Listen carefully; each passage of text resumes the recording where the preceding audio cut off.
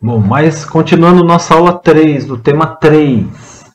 Bom, agora, para ilustrar o conceito de Mendel de segregação, nós vamos rever seus cruzamentos monohíbridos em ervilhas. Dessa vez, nós vamos cruzar uma planta de linhagem pura com vagens infladas, 2 alelos dominantes, Vzão. E uma ervilha de linhagem pura com vagens sulcadas, ou 2 alelos recessivos, homozigoto recessivo, homozigoto dominante, homozigoto recessivo, homozigoto dominante. O que nós vamos ter? Os gametas são células haploides, portanto, qualquer gameta produzido pelo genitor Vzão vai ser V. E qualquer gameta produzido pelo Vzinho vai ser Vzinho. Então, portanto, o resultado do cruzamento de uma planta com gametas Vzão com uma planta que porta gametas Vzão produziria invariavelmente em F1 genótipo Vzinho.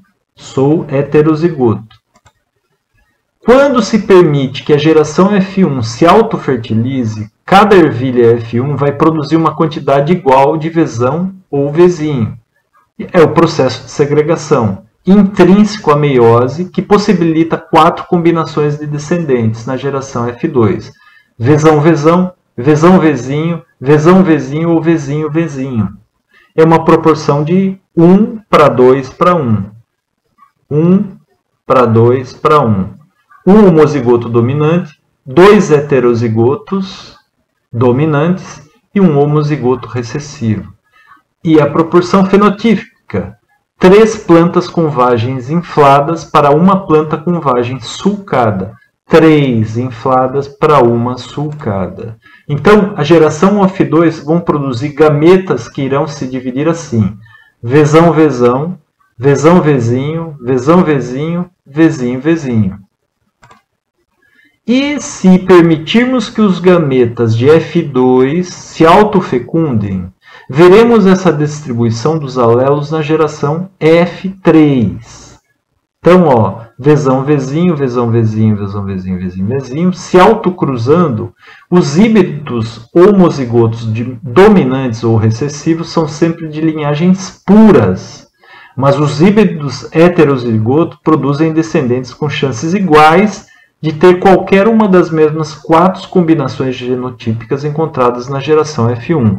É assim que a segregação funciona no caso de genes com 2 alelos. Ela segue proporções previsíveis.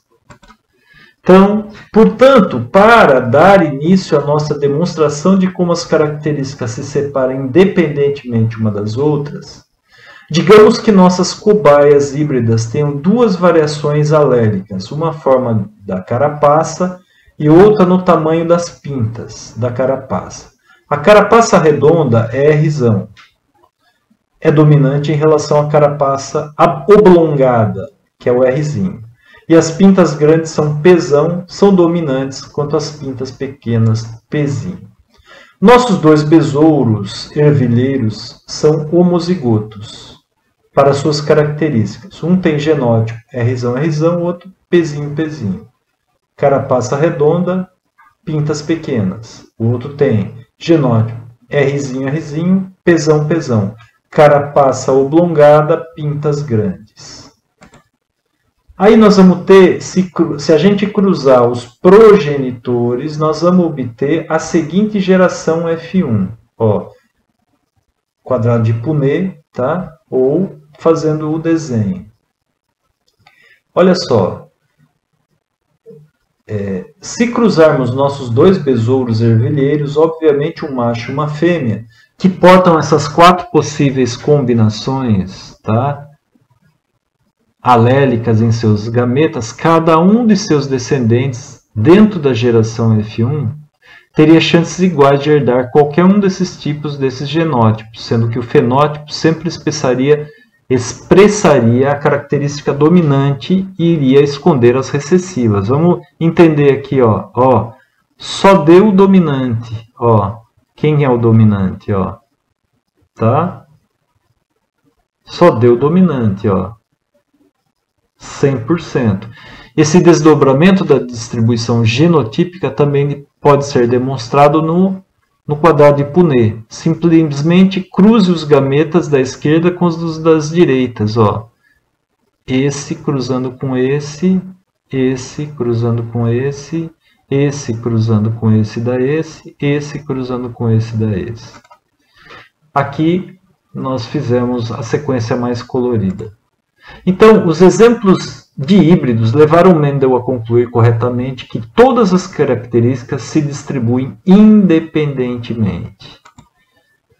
É claro que é a nossa velha amiga meiose que possibilita essas recombinações, por isso que nós fizemos aquela revisão. Então, uma outra coisa interessante da gente estudar, pessoal, é, por exemplo, as flores de boca de leão. É um exemplo de dominância incompleta.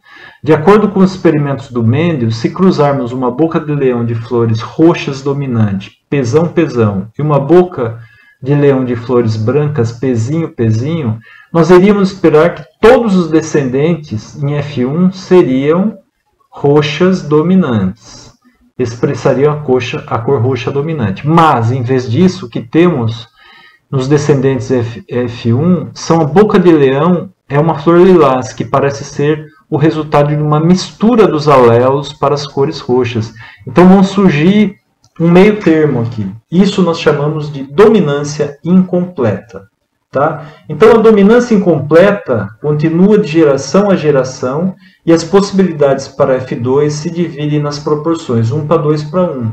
Ó, 1/4 de roxa, metade lilás e 1/4 branca. Tá? Então não se esqueça, dominância incompleta. Mas os dois alelos não misturam suas características em termos de genótipo. Eles continuam a observar as leis de segregação e da distribuição independente. Uma outra variação da expressão gênica seria a codominância, que ocorre quando os alelos participam igualmente da expressão do fenótipo. Os dois alelos também se expressam por inteiro, sem concessões. O gato falando assim, minha pelagem malhada é formada pela expressão integral de alelos para pelos negros e pelos amarelos. Os tipos sanguíneos humanos são um exemplo também de codominância. O sangue tem tipo diferente por causa das proteínas chamadas de antígenos.